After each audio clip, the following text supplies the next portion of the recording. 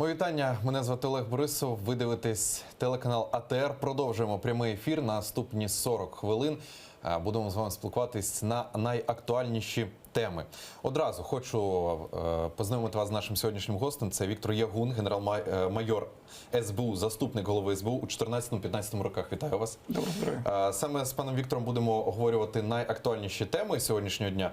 Одразу перейду до того, що ось буквально півгодини тому Ігор Мосійчук, народний депутат України, дав прес-конференцію, де сказав про останні новини стосовно того, що він взагалі думає про цей терористичний акт чи напад, як він його називає кожного разу по-різному, що стався. Отож, він взагалі вбачає у цьому тільки російський слід, і він в ньому бачає лише те, що саме напад коївся саме на нього, не на інших людей, як деякі юристи-кримінологи, взагалі експерти кажуть і вважають. Пізніше трошки буде вже готове відео з цієї прес-конференції, ми його трошки пізніше дамо в ефірі. А зараз, пане Вікторе, хочеться почути і вашу позицію стосовно цього для початку розмови. Взагалі, чи можливий тут і справді російський слід? І взагалі, хто займається такими нападами? Чому їх не попереджають?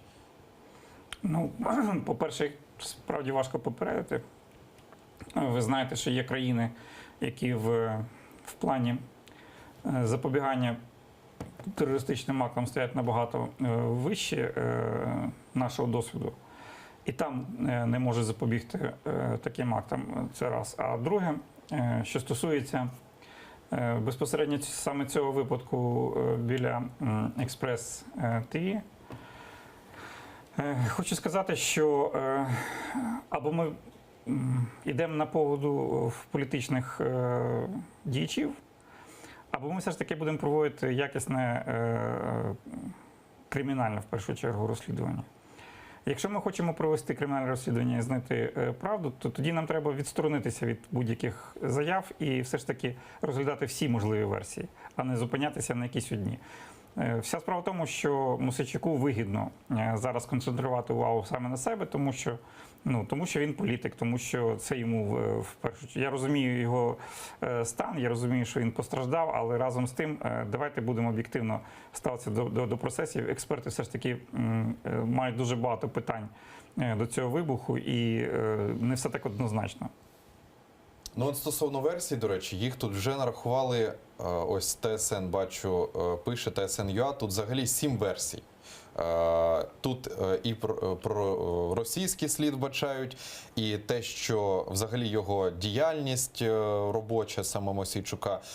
Чи можна зараз, навіть, знаєте, як дуже багато зараз бачимо у соціальних мережах, експертів і юристів вже дають не остаточні вердикти саме, звісно, що зараз не можна про це казати, але все ж таки якісь прогнози стосовно того, який це був напад і так далі. Чи можна зараз після прес-конференції Мосійчука довіряти 100% його словам, що саме він був мішенню, ціллю цих, хто виконував цей вибух замовників? Чи все ж таки зарано ще говорити про будь-що? Слухайте, ми або здійснюємо розслідування кримінального злочину, як би він не називався, або будемо йти на поводу політиків. Тому я все ж таки зупинився і розділив дві речі. В нормальних країнах, коли здійснюється такий акт, поліція, якщо і виходить на прес-конференцію, то вона виходить тільки з чіткими викладеними фактами, де, наприклад, каже, що там знайдено такі-то речі, вибухівка була такого-то порядку, зроблена саморобно чи штатна військова. Цей автотранспорт належить такому-то, там загинули такі-то люди. Тобто ті факти, які загальновідомі, все, без коментарів. А все решта, це політики можуть говорити що завгодно. Ну ось, до речі, Ляшко коментував вибух на Фейсбуці, і він двічі сказав, що вбачає інтерес Льовочкіна у цьому. Теж така оновлена інформація. Слухайте, всі ті заяви... Це просто заяви. Так, ті всі заяви, вони всі відволікають правоохоронців на негодний об'єкт, розумієте? Де вже визначений злочинець, вже визначені ті, хто замовив цей злочин, хто його виконав. Давайте не будемо все ж таки спішити. Я, наприклад, дуже з великим здивуванням з'ясувалося, що вибух направленої дії. Ну що значить вибух направленої дії? Вибух направленої дії – це кумулятивний снаряд, який або кумулятивна, або вибухівка кумулятивної дії, яка справді має направлену дію. А якщо використовуються бойові частини, так як були використані ті шарики, розумієте, це вже однозначно не може бути вибух направленої дії. Тобто ті шарики мали летіти в якусь в одному напрямку, але не розлітатися по всій вулиці, розумієте? Да, от я не експерт взагалі військової такої частини саме, але коли я читав під копірку, я можу це з впевненістю сказати, усі засоби масової інформації писали вибух направленої дії, але потім з'ясувалося, що там 600-700 грамів цього тротилу і от такі от шарики металеві, да, що там було. Теж не зрозумів взагалі цього. Ну, знову ж таки, треба довіряти перевіреній інформації. Дивіться, який взагалі шанс того, що замовника і виконавці знайдуть? От саме якщо не будуть відволікатися на заяви політиків, займуться чітким розслідуванням, і якщо цей злочин все ж таки має український слід і українських замовників, то я думаю, що там не настільки важко буде все це розслідувати. Знову ж таки, цікава ваша думка. Вороніков, Шеремет, тобто там от була ціль, от вбивство, то тут от Мосійчук каже, що саме на нього цей замах і планувався. Але ж постраждали взагалі інші люди. Знову ж таки, от мені все ж таки цікаво дізнатися, тому що юристи, от навіть після прес-конференції Мосійчука, вони все одно кажуть, що все ж таки Мосійчук не 100% те, що саме Мосійчук міг бути мішенню цього. А Мосійчук сам так каже. Що це взагалі за такі баталії? Просто хочеться трошечки, хоча б крапки над «і» поставити. Мосійчуку вигідно, розумієте, тому що я б не сказав, в нього є дуже багато своїх проблем, в тому числі і з правоохоронними органами. Він політик такий контроверсійний, будемо казати, розумієте? Він завжди стоїть на грані якогось фолу. Він притримується якихось там своїх методів і якихось таких речей, які не завжди, наприклад, мені імпонують. Знаєте, якісь там силові вибрики, в тому числі в Верховній Раді. Розумієте, при тому, що я з повагою ставлюся до його таких проукраїнських поглядів і про його проукраїнські позиції, але разом з тим не завжди це імпонує, як він це доводить до людей. Це його право, розумієте, він депутат Верховної Ради, який обраний в парламент. Що він говорить, як він говорить, це його політичні речі, в тому числі і керівники його фракції.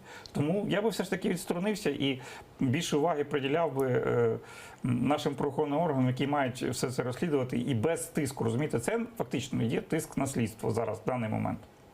От знову ж таки, вже останнє питання стосовно цього. От Мосійчук на прес-конференції сказав, що за ним в день вибуху стежили зранку. Попередити, ви кажете, такі от напади, теракти, їх дуже складно. Але ж чому, знаючи, що за ним стежать, чому він не повідомив одразу правоохоронні органи якісь, щоб якось, додаткова охорона або обстеження, теж, знову ж таки, не збігається. І взагалі, як проводиться попередження таких от нападів саме от правоохоронних органів? Як за правилами? От взагалі повинно так відбуватися. По-перше, Мосійчук і взагалі всі політики дуже полюбляють робити анонси свого перебування на тих чи інших телеканалах, розумієте? Тобто вирахувати їхнє перебування в тому чи іншому конкретному місті – це просто слідкувати за їхніми акаунтами в соціальних мережах. По-друге, в нього не було професійної, ще раз кажу, охорони, тому що дії охоронників були непрофесійні. Якщо він має більше, ніж один охоронник має завжди перебувати на вулиці і відслідковувати ситуацію, яка перебуває в тому місці, де він має перебувати наступний період. Інший охоронник завжди має перебувати біля охороняємої особи. Перед тим, як виходити на вулицю, один охоронник іншому повідомляє, що все спокійно, нічого не змінилося і можна виходити. Ну, тобто є такі елементарні речі, які я просто не хочу зараз передавати в ефір, які відомі. Ну, я не вважаю себе фахівцем в особистій охороні, але разом з тим є такі речі, які лежать на поверхні, які всі знають. Особливо ті, які час від часу стикалися по роду служби з охороною, в тому числі і вищих посадових осіб держави. Повернемось з цієї теми. У нас зараз на прямому зв'язку Вікторія Аблязалова, це наш кореспондент. Вона перебувала на прес-конференції Мосійчука. Вікторія, чуєш нас? Привіт. Будь ласка, останні подробиці з цієї прес-конференції. Тут Ігор Мосійчук зробив прес-конференцію, розповів про те, що у слідства є 3 версії, чому стався замах проти нього. Ці версії пов'язані з російським слідом, як розказав Ігор Мосійчук. І також слідство вважає, що цей замах був спланований, адже мотоцикл, в якому була вибухівка, принесли за 10 хвилин до кінця ефіру, коли Ігор Мосійчук мав виходити. Також Ігор Мосійчук розповів про те, що сьогодні до нього приходили народні депутати. Вони хочуть поставити питання Верховній Раді з приводу створення тимчасової слідчої комісії, щоб розслідувати справу з вибуху, від якого постраждав Ігор Мосійчук. Іншу інформацію по ходу розслідування Ігор Мосійчук нам поки не повідомляє, адже вона є таємною. Студія. Дякую дуже. Це була Вікторія Аблязалова, журналіст телеканалу АТР. Вона була на прес-конференції Ігоря Мосійчука, розповіла, що там, як там було. Ну, пане Вікторе, все, що ми вже обговорили, по суті, чули. Про російський слід. Тут, знаєте, інколи складається таке враження, коли вже одразу ставлять вердикт, що це був російський слід, це значить, що ніхто вже нікого не знайде.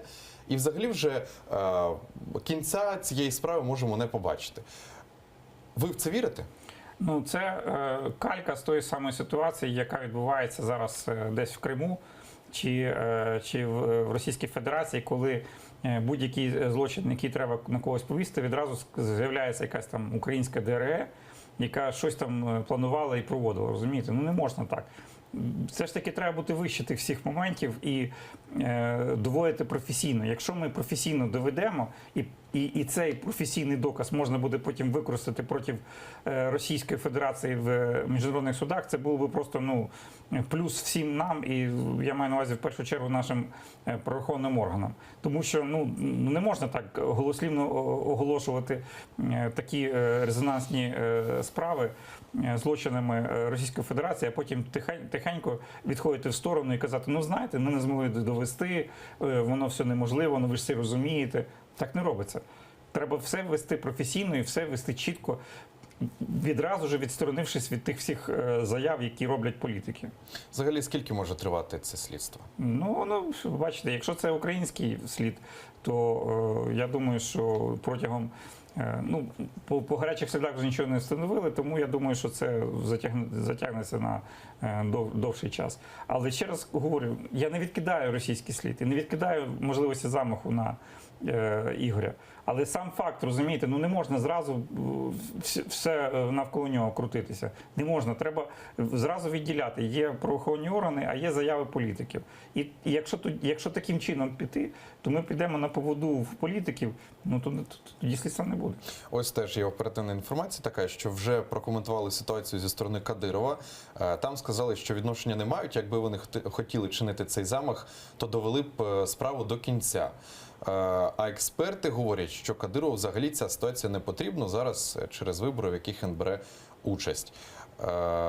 Я не знаю, чи ви там бували на тій вуличці. Я неодноразово був в ефірі Експрес ТВ. Був. І там на цьому місці буквально десь, може, плюс-мінус 10 метрів я паркував свій власний автомобіль. І хочу сказати, що вона досить така вузенька, односторонній рух, припаркувати можливо неможливо.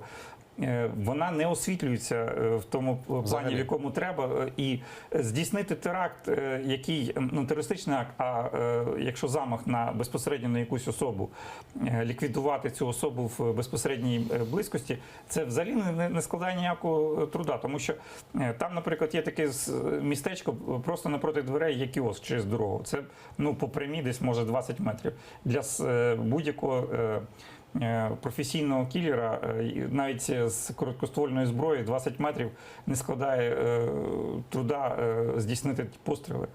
І можна було і відійти, і, ну, багато є моментів. А здійснити вибух в такому місті таким способом і використовуючи ті шарики, без якоїсь там гарантії, що це не знаю, це все якось так дуже дивно. А як ви ставитесь до того, що от, там, десь за хвилин 40, за годину після саме інциденту, після вибуху, Геращенко, Шкіряк, вони одразу запостили у Фейсбук і написали вже, що 100% там московський слід, русський і так далі. Знову ж таки, як чиновники такого, радники міністра можуть дозволяти собі такі от пости у Фейсбук вже з точним висновком і так далі? Знову ж таки, от, тут популізм чи що? Ну, тому що, знаєте, з одного боку, це радник міністра, якому хочеться довіряти, у якого читаєш, з якого пишуть інші засоби масової інформації. Я дуже близько знайомий зі всіма цими людьми, і вони мене дуже добре знають. І я однозначно неодноразово казав, що давайте все ж таки відходити від популізму. Популізм у нас почався ще в 2005 році, коли в правоохоронні органи потрапили особи, які не мали ніякого відношення до правоохоронних органів. Зокрема, коли міністром внутрішніх справ з політичних мотивів став Юрій Луценко. І тоді МВС почала підміняти розслідування, піар-технологію, коли зразу визначали, хто винний, де цей винний знаходиться, і що ми вже все розслідували, але в кінці кінців, десь там протягом певного періоду, ті всі справи розсипалися. І тоді вже шукали і винних в іншому місці. Там суди винні, прокуратура винна, ще щось винне, розумієте? Тобто давайте все ж таки почати вертатися до системи технологій розслідування злочинів. Правоохоронці працюють, видають на гора якусь інформацію, яка беззаперечна, яка підтверджена вже всіма доказами і експертизами.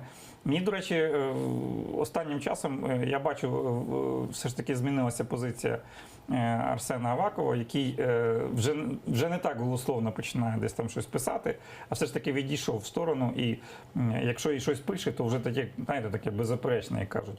Оце якраз така позиція і має бути в політиків, розумієте? Тому що є висновок правоохоронних органів, він вже підтверджений всіма експертизами, тоді можна вже спокійно казати, що да, ми вже вийшли на якийсь певний рівень чи певний щебель розслідування. А отак просто відразу до всіх вішати ярлики, це зручно. В нас справді дуже така екстраординарна ситуація. Ми знаходимося в стані війни з дуже серйозним супротивником. І треба все ж таки себе вести відповідно до того рівня. Тобто бути вище тих всіх моментів, що давайте дуже швиденько повішимо всі ярлики і таким чином зразу поставимо все на свої місця. Не вийде так. Все дуже набагато складніше. А от як ви гадаєте взагалі, чи міг це бути, цей от випадок взагалі, бути відгуком із особистого минулого Мосійчука? Там все можливо, тому що, я кажу, в Ігоря дуже складна біографія, і Ігор деколи йшов шляхом, знаєте, таким, який екстраординарним в деяких моментах, і ви самі знаєте, і ця ситуація була з тою оперативною зйомкою, не доведеною, до речі, до кінця, так і не довели, чи він справді це говорив, чи він не говорив, чи суд таки не відбувся, тобто чи слідство триває, розумієте, тобто, ну, все накладено, і він така сам неординарна особистість в тому плані, що він не гребує такими речами, які знаходяться на грані фола, в тому числі і на грані Кримінального кодексу. Все може бути. Тому я й кажу, ну давайте не будемо наголошувати на беззаперечних якихось речах. Є політичні заяви, нехай вони будуть. Так, я розумію позицію політиків бути в зоні телекамер. Але дайте правоохоронцям нормально працювати без тиску. Пане Віктор, у нас на прямому зв'язку зі студією телефоном Сергій Шабот, експерт з питань безпеки. Пане Сергію, вітаємо вас. Чуєте нас? Доброго дня. Чуєте, це добре. Пане Сергію, завершилась прес-конференція Ігоря Мосійчука. Взагалі, по-перше, хочеться почути ваші коментарі, ваші думки стосовно цього, стосовно усіх заяв, що це 100% російський слід, що 100%, як каже Ігор Мосійчук, цей замах планувався саме на нього. Взагалі, хочеться почути спочатку ваші версії, взагалі ваші коментарі, вашу думку.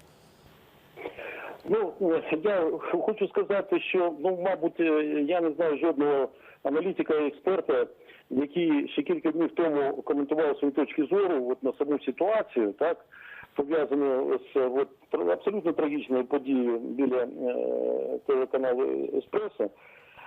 Насправді вижив Мосійчук, то слава Богові, але з іншого боку абсолютно було прогнозовано, починаючи його з перших звернень до Фейсбуку і подальших там його заяв, що він буде сьогодні на прес-конференції говорити. На жаль, у нас всі такі політики, що навіть на чиїсь крові, на крові в тому числі свого загинувшого охоронця, він сьогодні проявляє себе лише як політик, який намагається максимально дивідендів від цього випадку використати для себе.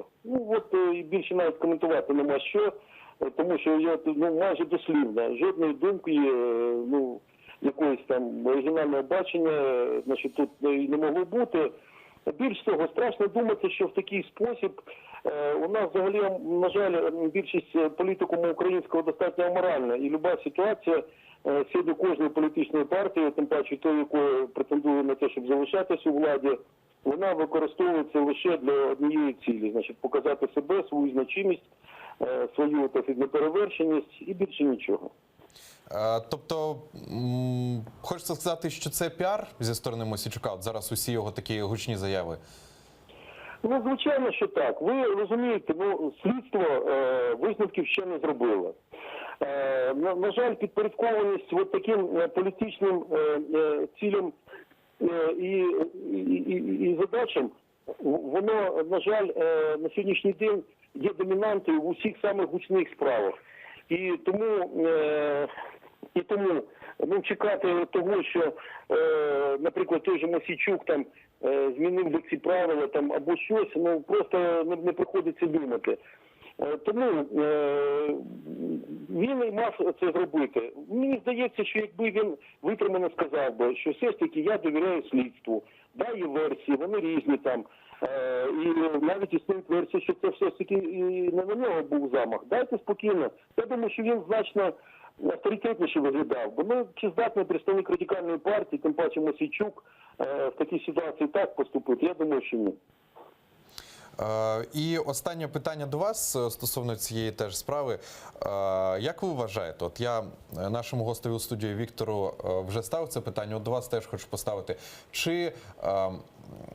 Чи правильно це, зі сторони радників міністра внутрішніх справ, одразу після вибуху, вони там, повторюсь, за 40 хвилин, за годину десь, запостили у Фейсбук новину про те, що стався вибух, і вже звинуватили у цьому, точніше побачили в цьому російський слід. Чи правильно це взагалі зі сторони таких людей такого рівня?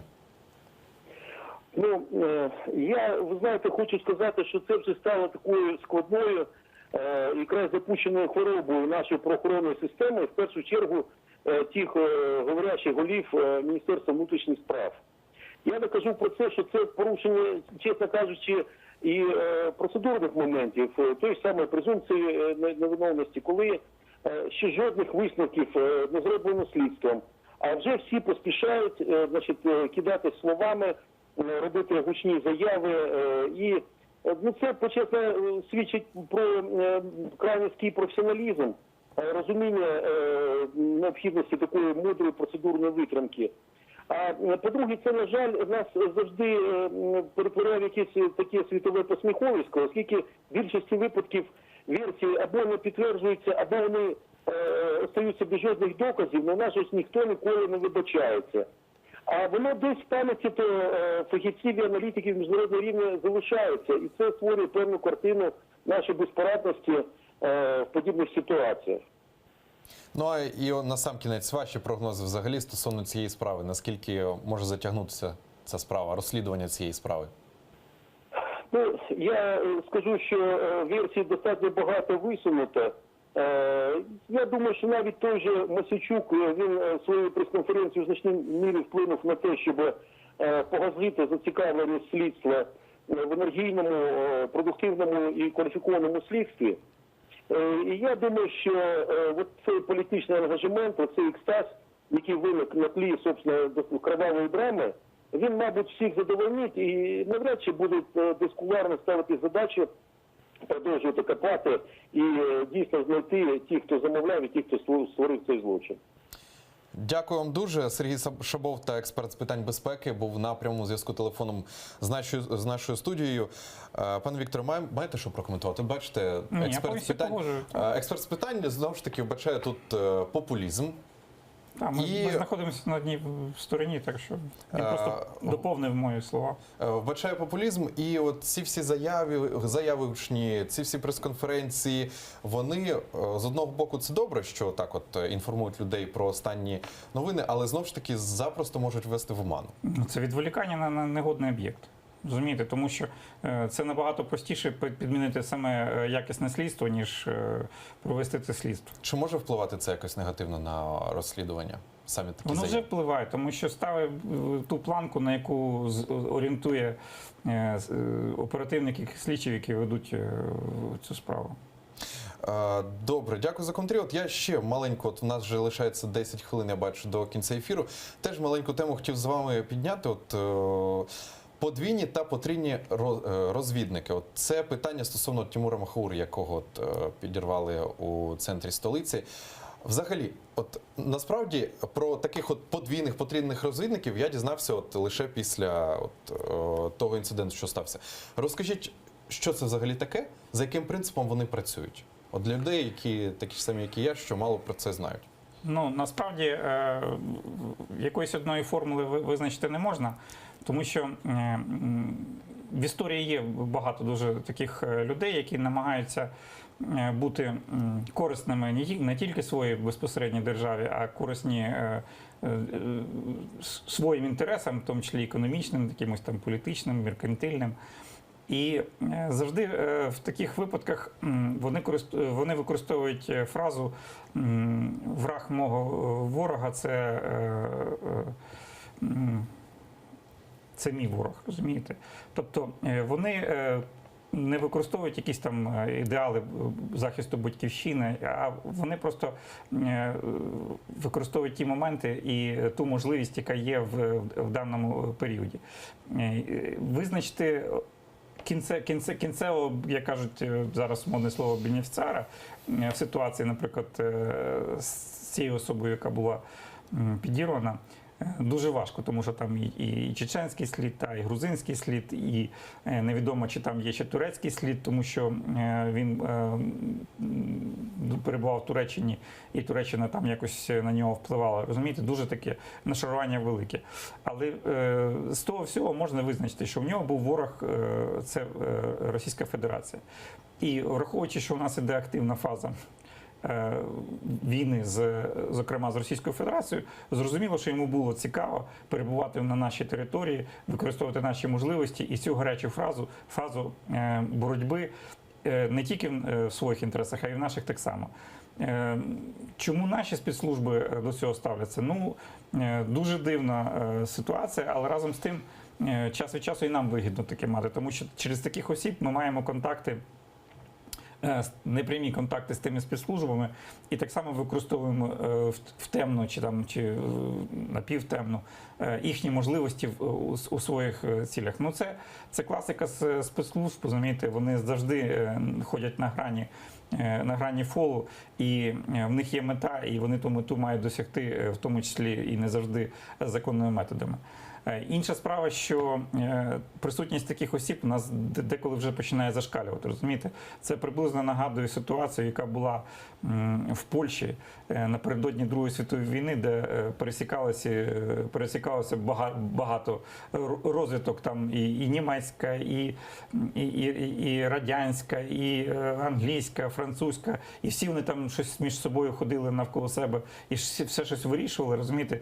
І в кінці кінців Польща залишилася якраз в невиграшній ситуації, тому що в кінці кінців вона перестала існувати в 1939 році. Я дуже боюся, щоб зараз не сталася така сама ситуація, де ми дозволяємо, а це стосується, власне, того поняття, як контррозвідувальний режим, розумієте, що ми дозволяємо багатьом розвідкам, ворожим, неворожим, дружнім, напівдружнім, фактично напіввідкрито працювати на нашій території, проводити якісь свої спецоперації, навіть викрадати і вивозити з нашої території осіб в своїх інтересах. І прикривати якось так стидливо трошки рукою очі на ці всі моменти. І в кінці кінців ми можемо просто залишитися в програші, в такій стратегічній перспективі. Ось мені підказують, що у нас на прямому зв'язку зі студією Сергій Братчук. Зв'язується. Так, мені підказують редактори, що зв'язується з координатором підрозділу із Південь телефоном. Я думаю, що під кінець випуску, я думаю, встигнемо ще включити його. Знову ж таки, стосовно Мосійчука, стосовно цієї справи. От ще одне питання хотів вам поставити стосовно ситуації, яка склалася от в Одесі з військовою частиною. Одеса, Калинівка, всі ці замахи і так далі. Дуже, не пам'ятаю, чий пост тут в Фейсбуці, знову ж таки, з одного з чиновників читав, от вони там перелік зробили подій, ось таких, що стосується військових частин, зробили такий собі перелік останніх подій і кажуть, да скільки це може тривати? Давайте у відставку Полторака відправимо. Цікава ваша думка стосовно цього, взагалі, що реально коїться, чому така якась безвідповідальність, чому ми, або знову ж таки, я не хочу на цьому наголошувати, від безвідповідальність саме, я хочу лише зауважити, або це просто останнім часом засоби масової інформації дуже активно на це стали звертати увагу, просто раніше так увагу не звертали, або ж реально якась безвідповідальність пішла? Ні, безвідповідальність була завжди, по крайній мірі, останні роки. Справді це накладається на те, що дуже багато уваги приділяється нашим Збройним силам. І найбільша проблема в тому, що знищена система забезпечення, контррозвідувального забезпечення наших військових формувань. Вона просто була знищена до періоду 2014 року і, на жаль, вона до сих пір ще не відроджена. Що значить контррозвідувальне забезпечення? Це коли на всіх етапах військових формувань, тобто починаючи від найменшої військової частини, є співробітник військової контррозвідки, незалежний фактично спостерігач, який не тільки може запобігти і проінформувати вищестояче керівництво, незалежно від військового керівництва, а й вплинути в рамках профілактичних заходів на ту чи іншу кричущу ситуацію. Це знищено. Не вистачає цих військових контррозвідників, їх дуже обмаль, і цю систему намагаються всі знищити, тому що невигідне її перебування у військах незалежних спостерігачів, які можуть контролювати і проінформувати незалежну гілку влади, в тому числі напряму і виконавчу владу, про ті кричущі факти безгосподарності і злочинності у військах. Я не кажу не тільки про Збройні сили, це стосується всіх військових формувань. Щоб ви розуміли, що на знищення цієї контрольних завдань навіть став той факт, що в березні 2016 року стався взагалі безпрецедентний випадок, коли частину контррозвідувальних функцій по захисту Державної прикордонної служби були передані самі прикордонні служби. Тобто вона сама за себе буде відповідати в контррозвідувальному плані.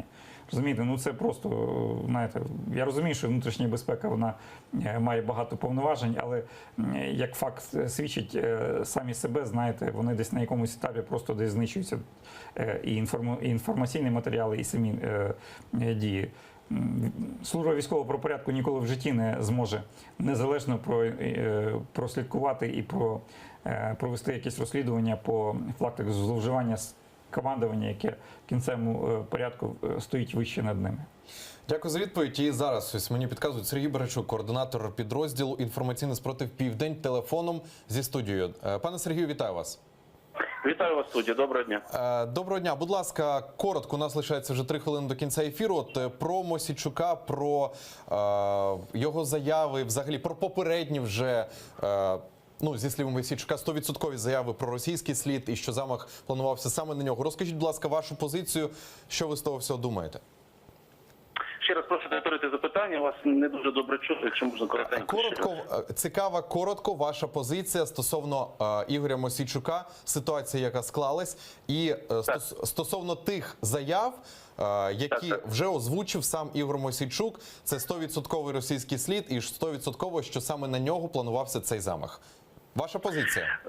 Дивіться, моя позиція, дякую за запитання. Дивіться, я б розглядав би, по-перше, всі версії, на які слідство могло б і має, на мій погляд, звернути увагу. Звичайно, ми розуміємо, що живемо у воєнний час і, перш за все, не виключаємо найголовнішу версію, що замахи на будь-яку особу з державним чи не з державним статусом, звичайно, ми розглядаємо з точки зору тієї війни, в тому числі і терористичної, яка ведеться вже безпосередньо на території нашої держави. Мабуть, це і є одна з головних версій того випадку, який відбувся кілька днів тому у Києві, який сьогодні кваліфікується як терористичний акт. Звичайно, я би розглядав і версії, скажімо так, особисті версії, пов'язані з народним депутатом Мосійчуком.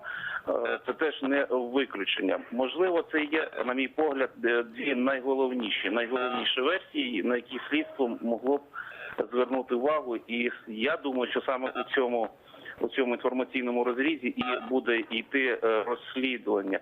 Ви знаєте, мені здається, що тут про суспільство трошки мова дуже коротенько, що суспільство сьогодні обговорює не стільки самі причини замаху, а от той інформаційний шум, який є навколо цього терористичного акту. Але взагалі я б не виключав жодної версії, більш-менш не конспірологічної, хоча і в тому числі конспірологічної, яка пов'язана з цим терористичним актом. Дякую вам дуже. Телефоном з нами був Сергій Брачук, координатор підрозділу «Інформаційний спротив Південь». Дякую вам, пане Сергію. Пане Вікторе, 30 секунд до завершення ефіру. Ваші коментарі стосовно того, що почули. Дуже важна позиція. І справді я би все ж таки залишив відкритим питанням не заважати слідству і перевірити всі версії. Не заважати слідству, менше популізму і рухатись далі. Дякую вам дуже. Віктор Ягун, генерал-майор СБУ, заступник голови СБУ у 2014 та 2015 роках, був гостем у нашій студії. Прямий ефір на телеканалі АТR продовжується. Вже за 5 хвилин новини Заман. Залишайтесь з АТR, далі буде цікаво.